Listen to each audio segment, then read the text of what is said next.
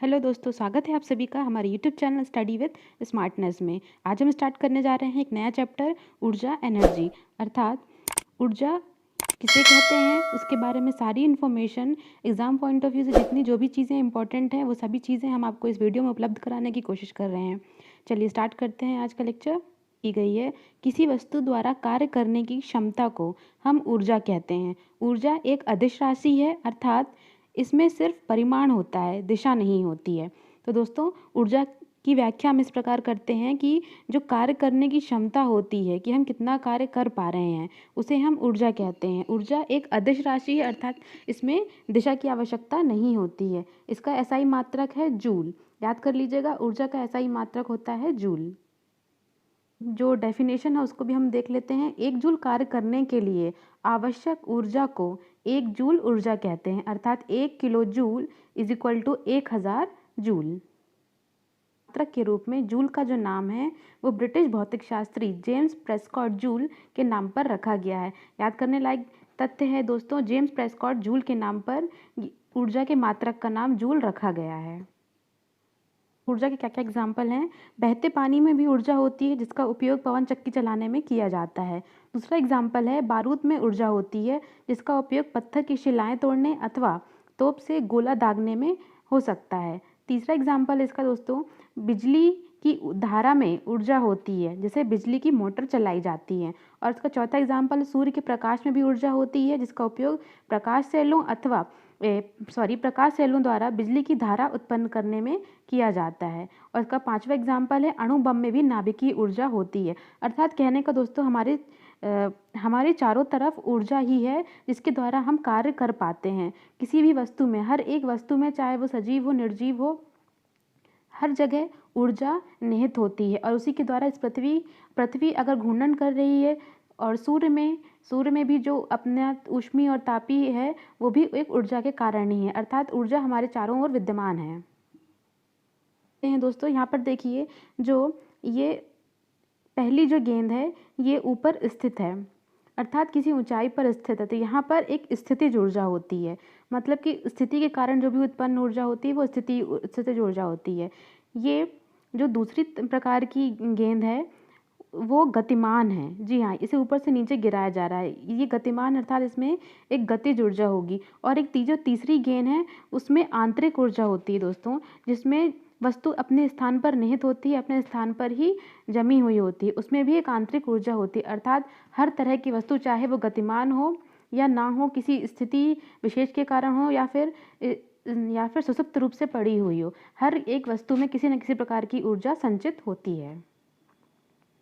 ऊर्जा कई रूप में हो सकती है, जैसे ऊष्मीय ऊर्जा, प्रकाश ऊर्जा, ध्वनि ऊर्जा, रासायनिक ऊर्जा और यांत्रिक ऊर्जा। मुख्य रूप से हम ऊर्जा को दो प्रकार से बांट रहे हैं, इसमें देख लेते हैं। जो पहला है हमारा गतिज ऊर्जा। गतिज ऊर्जा किसी वस्तु में उसकी गति विशेष के कारण एक ऊर्जा निहित होती है जिसे हम गतिज ऊर्जा कहते हैं। किसी गति विशेष के कारण जब किसी वस्तु में ऊर्जा होती है तो हम उसे गतिज ऊर्जा कहते हैं। काइनेटिक एनर्जी, यहाँ पर देखिए दोस्तों, एक लड़की है जो झूले में झूल रही है। यहाँ पर झूले में झूलते समय उसमें जो गति उत्पन्न हो रही है उसके कारण उसमें एक ऊर्जा की भी उत्पत्ति होती है। अर्थात m द्रव्यमान का पिंड यदि v वेग से गति कर रहा है तो उसमें निहित ऊर्जा का मान, जिसे हम कहते हैं काइनेटिक एनर्जी, उसका मान होता है k = हाफ mv²। के ई = हाफ mv²। के ई अर्थात काइनेटिक एनर्जी 1/2 m अर्थात वस्तु का द्रव्यमान और v अर्थात वस्तु का वेग, कि वस्तु किस वेग से गति कर रही है। अर्थात जब भी किसी वस्तु में गति के कारण कोई ऊर्जा उत्पन्न हो रही है तो उसे हम काइनेटिक एनर्जी या गतिज ऊर्जा कहते हैं। इसका दूसरा टाइप है ऊर्जा का स्थितिज ऊर्जा। किसी वस्तु में भविष्य में कार्य करने के लिए एक प्रकार की ऊर्जा निहित रहती है, इस ऊर्जा को हम स्थितिज ऊर्जा कहते हैं। या फिर इसके हम इस तरह समझ सकते हैं कि स्थिति के कारण यदि किसी वस्तु में ऊर्जा उत्पन्न होती है स्थिति विशेष के कारण, तो हम उसे स्थितिज ऊर्जा कहते हैं। इसे हम पोटेंशियल एनर्जी कहते हैं, अर्थात Pe = mgh। यहाँ पर m वस्तु का द्रव्यमान कहलाता है, g गुरुत्वीकरण का मान जैसे हमें पता है कि 9.8 होता है, h जिस ऊंचाई पर वस्तु रखी गई है, ऊर्ध्वाधर ऊंचाई का मान, अर्थात Pe = स्थितिज ऊर्जा का फॉर्मूला है। यह ऊर्जा वस्तु में संचित रहती है जिसका उपयोग वस्तु कार्य करने के लिए कर सकती है।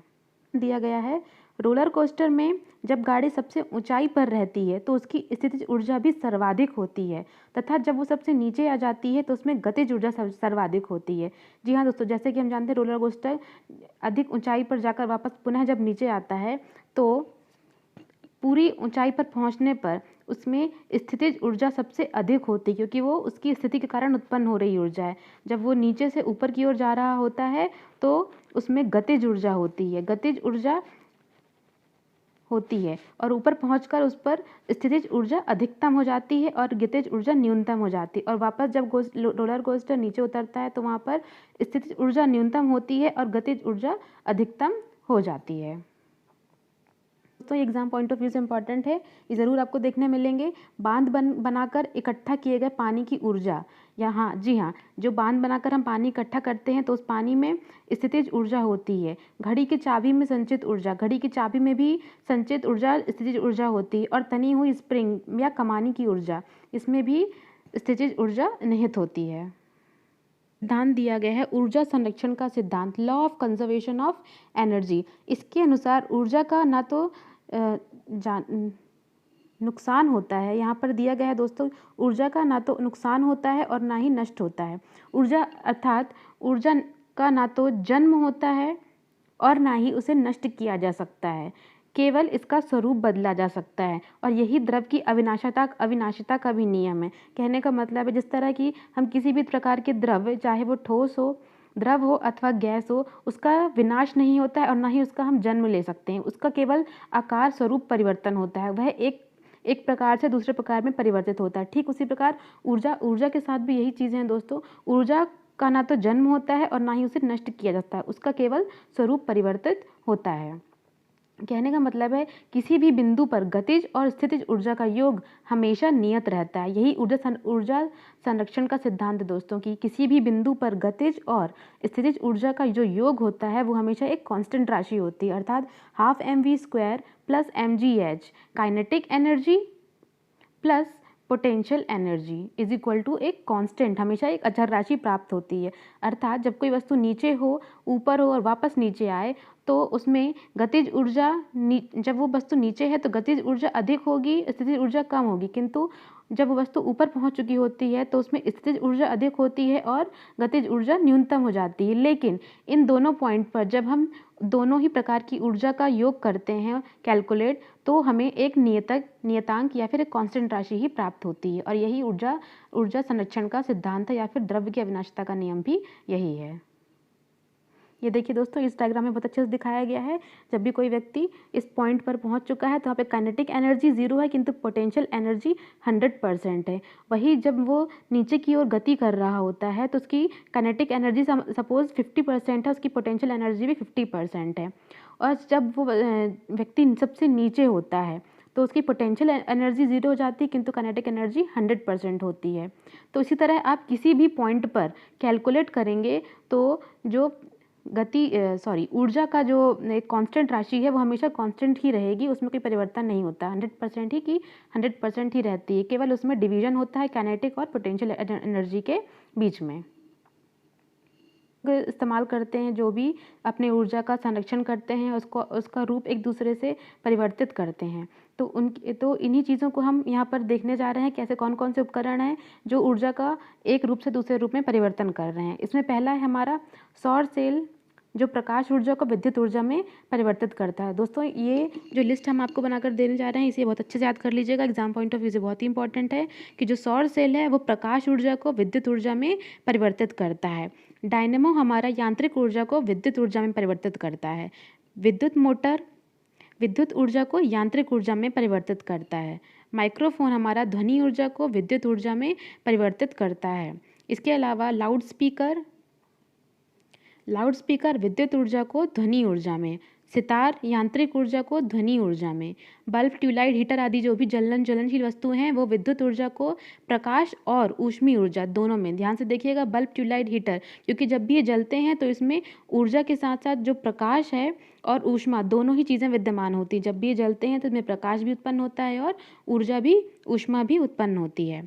मोमबत्ती का जलना, इसमें रासायनिक ऊर्जा को प्रकाश ऊर्जा एवं ऊष्मीय ऊर्जा, इसमें प्रकाश भी होता है और ऊष्मा जब मोमबत्ती जलती है। नेक्स्ट है हमारा कोयले का जलना, रासायनिक ऊर्जा को ऊष्मीय ऊर्जा में बदलता है।